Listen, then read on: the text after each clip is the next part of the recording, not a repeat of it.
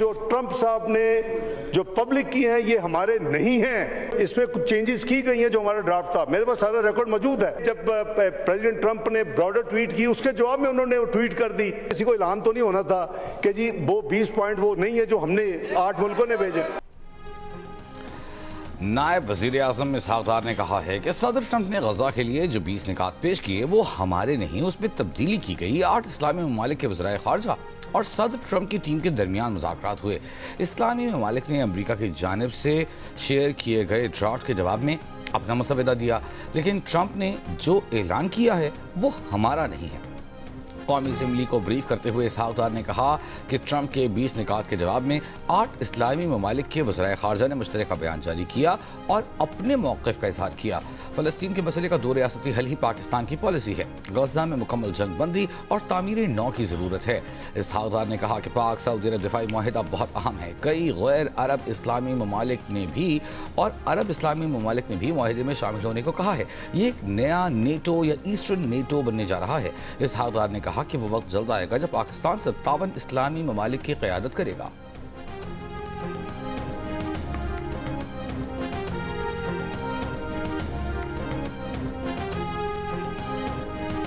کئی ممالک نے اس معاہدے کے بعد انٹرسٹ شو کیا کہ وہ بھی پاکستان کے ساتھ ایسا معاہدہ کرنا چاہتے ہیں۔ الحمدللہ اس میں کچھ عرب ممالک بھی ہیں، کچھ نان عرب ممالک بھی ہیں جو کہ اسلامی ممالک ہیں۔ اتنے ممالک مل جاتے تو ویسے ہی شاید نیا نیٹو، ایسٹرن نیٹو بن جائے گا۔ یہ تو میرا تو ایمان ہے کہ Pakistan has to lead the Islamic امہ ون ڈے۔ وزیر اعلیٰ پنجاب مریم نواز کے بیانات کے خلاف پیپلز پارٹی کا قومی اسمبلی ایوان سے آج بھی واک آؤٹ۔ پیپلز پارٹی کے رہنما نوید قمر نے کہا کہ ہمارے احتجاج پر حکومتی ٹیم سے مذاکرات کے بعد بھی حالات اب بھی ویسے ہیں، معاملہ حل ہونے تک ہم بائیکاٹ جاری رکھیں گے۔ نائب وزیر اعظم وزیر خارجہ اسحاق ڈار نے کہا کہ مذاکراتی مسائل کے حل کا واحد راستہ ہے، تمام معاملات افہام و تفہیم سے حل ہو سکتے ہیں، ایک دوسرے پر الزام تراشی کسی کے لیے بھی فائدہ مند نہیں۔ اسحاق ڈار کی تقریر کے دوران پیپلز پارٹی کے اراکین قومی اسمبلی اجلاس کے بائیکاٹ ختم کر کے ایوان میں واپس آ گئے۔ پیپلز پارٹی کے چیف ویب اعجاز جاکرانی کا کہنا ہے کہ حکومت کے ساتھ معاملات طے نہیں پائے۔ وفاقی حکومت کی درخواست پر پیپلز پارٹی صرف فلسطین پر بیان سننے کے لیے واک آؤٹ ختم کر کے ایوان میں واپس آئی، آئندہ اجلاسوں میں بھی واک آؤٹ جاری رکھیں گے۔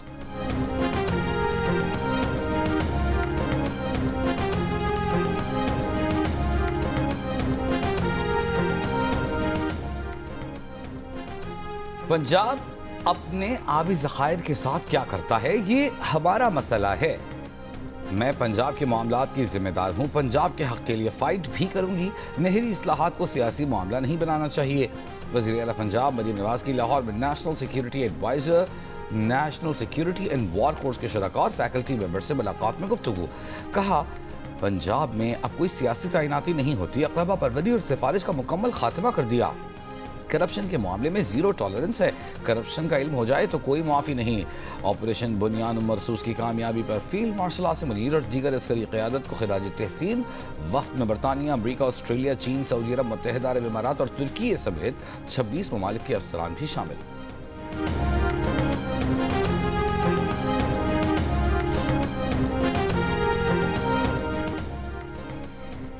اسحاق ڈار نے آئیں بائیں شائیں کی ہے، انہوں نے کھل کر بات نہیں کی۔ اسحاق ڈار بتائیں اتنا اہم فیصلہ کرنا تھا تو پارلیمنٹ کو کیوں نہیں بتایا گیا؟ رہنما پی ٹی آئی اسد کیسر کا قومی اسمبلی میں اسحاق ڈار پر تنقید، کہا ابھی ٹرمپ کے نکات بھی سامنے نہیں آئے تھے کہ ہمارا وزیر اعظم ہر شرط مانے بیٹھا تھا، کوئی بھی معاہدہ جس میں فلسطینی عوام کی رائے شامل نہ ہو وہ کسی کو قبول نہیں ہوگا، پاکستانی عوام کسی بھی صورت اسرائیل کو تسلیم نہیں کریں گے۔ انہوں نے کہا کہ بانی پی ٹی آئی نے سعودی عرب کے ساتھ معاہدے کو خوش آئند قرار دے دیا، اگر کوئی سعودی عرب کو میلی آنکھ سے دیکھے گا تو پاکستانی عوام سعودی کے ساتھ کھڑی ہوگی۔ غزہ کے لیے امداد لے جانے والی گلوبل سموتھ فلاٹیلا کی آخری کشتی کو بھی اسرائیل نے قبضے میں لے لیا۔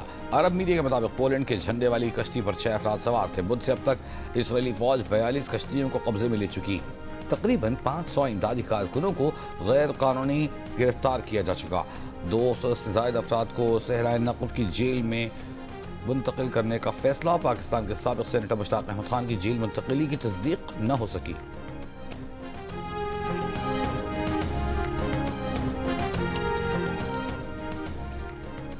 سمود فلاٹیلا پر سابق سینیٹر مشتاق احمد سمیت جتنے پاکستانی ہیں ان کے لیے رہائی کے لیے سفارتی کوششیں کر رہے ہیں. نائب وزیر اعظم اور وزیر خارجہ اسحاق ڈار کی قومی اسمبلی کو بریفنگ ایوان میں خطاب کرتے ہوئے کہا کہ اسرائیل سے سفارتی تعلقات نہیں، یورپی ملک کے توسط سے پاکستانیوں کی واپسی کے لیے رابطہ کیا ہے. اس معاملے پر اتوار تک پیش رفت متوقع ہے. بلاول بھٹو زرداری نے سابق سینیٹر مشتاق احمد کی گرفتاری کو عالمی قوانین کی خلاف ورزی قرار دے دیا. گلوبل سمود فلاٹیلا پر گرفتار تمام افراد کی رہائی کا مطالبہ کہا. اسرائیل نے ڈاکٹرز اور رضاکاروں کو حراست میں لے کر انسانیت پر کھلا حملہ کیا ہے. فلاٹیلا پر غزہ کے لیے کھانا اور دوا کسی کے لیے خطرہ نہیں. غزہ پر اسرائیلی بمباری جاری، مزید 50 سے زائد فلسطینی شہید. فلاٹیلا کو روکنے پر دنیا بھر میں اسرائیل کے خلاف مظاہرے. اسپین، تیونس، لیبیا، ملائیشیا، ترکی، مصر، اٹلی، برطانیہ، کینیڈا اور لاطینی امریکہ کے ممالک میں ہزاروں افراد سڑکوں پر نکل آئے. روم میں مظاہرین نے ریلوے اسٹیشن اور مرکزی شاہراہیں بند کی. استنبول میں اسرائیلی قونصلیٹ اور انقرہ میں امریکی سفارت خانے کے باہر احتجاج. بیلجیم میں اسرائیلی سفیر اور اسپین میں اسرائیلی ناظم الامور کو طلب کر کے احتجاج کیا گیا. پاکستان میں بھی مظاہرے.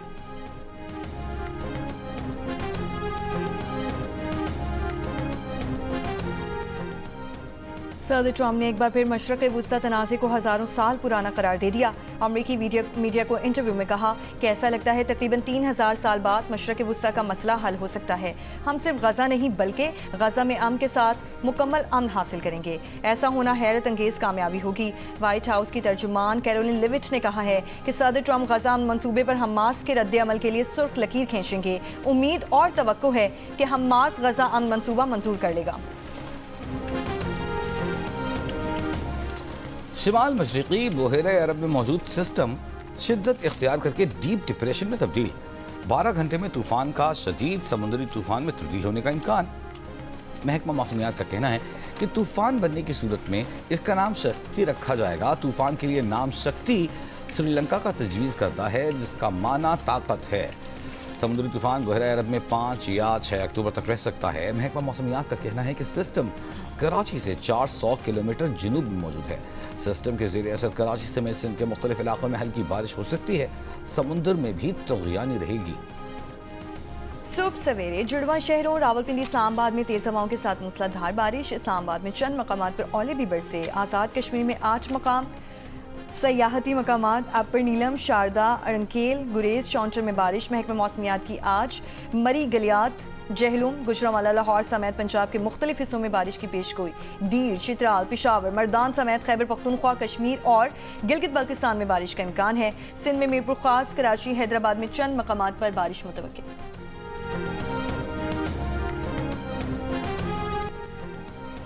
ٹیکنالوجی کمپنی ٹیسلا کے مالک ایلون مسک $500 ارب کی مجموعی مالیت رکھنے والے دنیا کی پہلی شخصیت بن گئے. فوربس کی ریئل ٹائم بلینئر کی فہرست میں لیری ایلیسن دوسرے، مارک زکربرگ تیسرے اور جیف بزوس دنیا کی چوتھی امیر ترین شخصیت قرار پائے. ٹیسلا کے شیئرز 4% بڑھنے کے باعث مسک کی دولت میں $9.3 ارب یعنی تقریباً 26 کروڑ 16 ارب روپے کا اضافہ ہوا. Dame Sarah Mullally Church of England کی تقریباً 500 سالہ تاریخ میں پہلی خاتون آرچ بشپ آف کینٹربری بن گئیں. ان کی عمر 63 برس ہے. وہ 7 سال سے لندن کی بشپ رہیں. وہ ایک سابقہ دائی بھی ہیں اور ان کو حقوق نسواں کی حامی قرار دیتی ہیں. چرچ آف انگلینڈ کا یہ اعلیٰ ترین عہدہ تقریباً 1 سال سے خالی تھا جب جسٹن ویلبری نے بچوں سے زیادتی کے مرتکب شخص کو رپورٹ نہ کرنے پر استعفیٰ دیا تھا.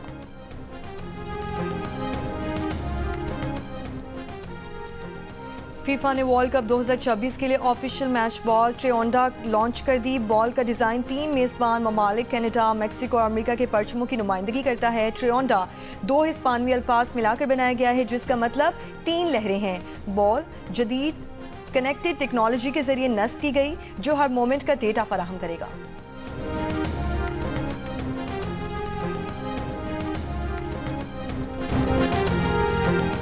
اور پنجاب پریمیئر لیگ کے چوتھے روز مزید 2 میچوں کے فیصلے ہو گئے. پہلے میچ میں بہاولپور تھنڈرز نے ملتان اسٹالیئنز کو 7 وکٹوں سے شکست دی. دوسرے میچ میں نارووال کنگز نے سیالکوٹ ونگز کو 10 وکٹ سے ہرایا. ایونٹ کے میچز جیو سپر براہ راست نشر کر رہا ہے.